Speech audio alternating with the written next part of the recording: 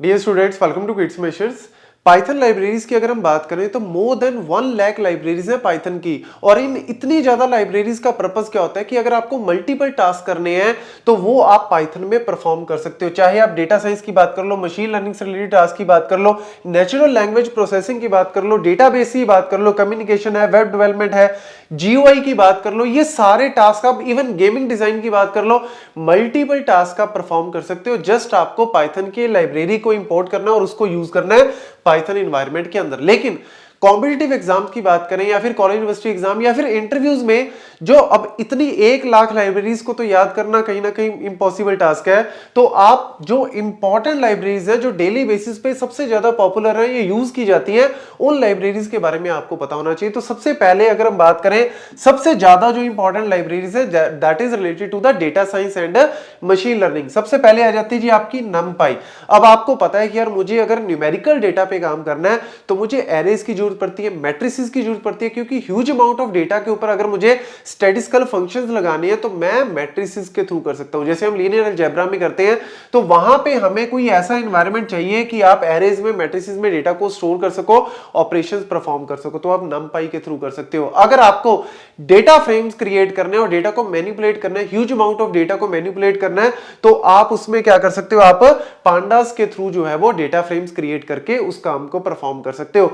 स्काईपाई, अब आपने देखो डेटा इंपोर्ट कर लिया, अब आप चाहते हो कि यार मैं एक मॉडल क्रिएट करना चाहता हूं जो मेरे को क्लासिफिकेशन का या क्लस्टरिंग का एक मॉडल क्रिएट करना है। अब मुझे उसके ऊपर क्लासिफिकेशन एल्गोरिथम लगाना है या क्लस्टरिंग एल्गोरिथम लगाना है ताकि मैं प्रेडिक्शन कर सकूं फ्यूचर की, तो मैं क्लस्टरिंग या क्लासिफिकेशन का एल्गोरिथम कोई ना कोई लगाऊंगा। के मीन हो गया या फिर केएनएन हो गया, डिसीजन ट्री हो गया, मल्टीपल एल्गोरिथम्स आप डायरेक्टली जो है वो यूज कर सकते हो, अपने मॉडल को बिल्ड भी कर सकते हो और ट्रेन भी कर सकते हो by using the library that is SciPy. तो ये मल्टीपल लाइब्रेरीज का पर्पस है। अब अमाउंट आपको पता लग गया कि यार मेरे पास कुछ आउटपुट आई है। अब उस आउटपुट को आप थ्योरेटिकल रखने की बजाय आप उसको एक विजुअलाइज करना चाहोगे, आप उसको एक्चुअल में ग्राफिकल ग्राफ्स के थ्रू या फिर 2D चार्ट्स के थ्रू आप उस आउटपुट को देखना चाहोगे, तो फिर आप मैट प्लॉट को यूज कर सकते हो, जो आपको एनिमेटेड 2D एनिमेशन में आप अच्छे से जो है वो चार्ट्स या ग्राफ्स क्रिएट कर सकते हो।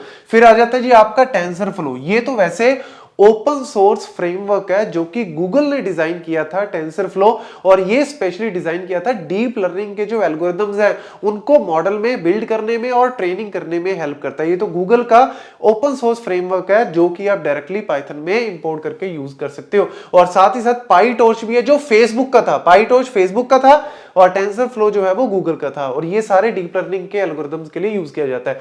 फिर आ जाता है आपका नेचुरल लैंग्वेज प्रोसेसिंग। इसके ऊपर भी बहुत ज्यादा रिसर्च होती है कि आपकी जो नेचुरल लैंग्वेज जैसे ह्यूमन लैंग्वेज है उसको अगर मुझे कन्वर्ट करना है या मुझे उसको अगर प्रोसेस करना है तो आप नेचुरल लैंग्वेज टूल किट को यूज कर सकते हो। ये लाइब्रेरी है या फिर स्पेसी लाइब्रेरी है। ये क्या होता है कि कई लाइब्रेरीज जो है वो लो लेवल पे वर्क करती है, कई हाई लेवल लैंग्वेजेस पे भी वर्क करती हैं, तो आप उसके अकॉर्डिंग जो है वो बेस्ड ऑन योर रिक्वायरमेंट। फिर आ जाता है जी आपका डेटाबेस। अब बैक एंड पे अगर मुझे लेट्स सपोज मुझे सीक्वल के थ्रू कनेक्ट करना है अपने डेटाबेस के थ्रू, अब मैं चाहता हूं कि पाइथन में मैं सीक्वल की क्वेरीज को एग्जीक्यूट कर सकूं, तो बैकएंड पे आप सीक्वल लाइट 3 के थ्रू जो है वो माई सीक्वल से कनेक्टिविटी कर सकते हो, और फिर आप सीक्वल की क्वेरीज जो भी करना चाहते हो डीडीएल डीएमएल वो आप डायरेक्टली जो है वो पाइथन के थ्रू भी कर सकते हो। फिर आ जाता है जी आपका कम्युनिकेशन। कम्युनिकेशन का मतलब क्या है कि आपको एक ही फ्रेमवर्क मिल गया, अब उसी के थ्रू आपने अपने क्लाइंट मशीन से सर्वर पे कोई मेल सेंड करनी है या टेक्स्ट मैसेज सेंड करना है, तो वो चीज भी आप पाइथन की लाइब्रेरी के थ्रू कर सकते हो। तो देखो जैसे SMTP, simple mail transfer protocol जो है वो एसएमटीपी मेल कोड सेंड करने के लिए यूज किया जाता है, तो एसएमटीपी लाइब्रेरी LIB ये यूज की जाती है। इसके साथ साथ मेल गन ये भी बड़ी पावरफुल लाइब्रेरी है, इसके थ्रू तो टेक्स्ट मैसेज तक भी सेंड किए जा सकते हैं, जैसे व्हाट्सएप ग्रुप है या एडवर्टाइजमेंट करना चाहते हो तो वो सारी चीजें जो है वो इनके थ्रू की जा सकती है। फिर आ जाता है जी आपका वेब डेवलपमेंट। वेब डेवलपमेंट भी पाइथन के थ्रू पॉसिबल है, और ये आपका फ्लास्क थोड़ा लाइट वेट आप कह सकते हो फ्रेमवर्क है जिसके थ्रू आप वेब एप्लीकेशंस को डेवलप कर सकते हो।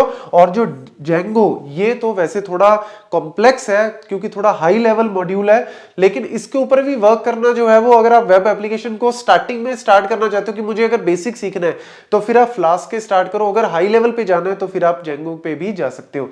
और फिर आ जाता है जी आपका जीयूआई। ग्राफिकल यूजर इंटरफेस जो है वो अगर आपको डिजाइन करना है, जैसे हम नॉर्मली यहाँ पे करते हैं, जैसे हम विंडोज की बात करें तो विंडोज में हम लोग क्या कहते हैं कि यार window is a GUI based. क्यों? डबल क्लिक किया तो ओपन हो गया, फोल्डर क्रॉस किया तो सिंपल, मतलब कोई भी कमांड लिखने की जरूरत नहीं है। तो आप जीयूआई अगर इंटरफेस क्रिएट करना चाहते हो तो कीवी के थ्रू आप क्रिएट कर सकते हो, या फिर किंटर के थ्रू भी। ये भी एक लाइब्रेरी है, बड़ी स्ट्रॉन्ग लाइब्रेरी है, जिसके थ्रू आप ये जीयूआई भी क्रिएट कर सकते हो। वैसे तो बहुत सारी लाइब्रेरीज हैं, बट ये मेन लाइब्रेरीज है जिनके ऊपर जो है वो काफी पूछा जाता है। टेंसरफ्लो, पाईटॉर्च हो गया, या फिर केरास हो गया, ये भी आप नोट कर सकते हो। ये मेन लाइब्रेरीज है जहां पे आपको एक बेसिक नॉलेज इनकी होनी चाहिए। Thank you.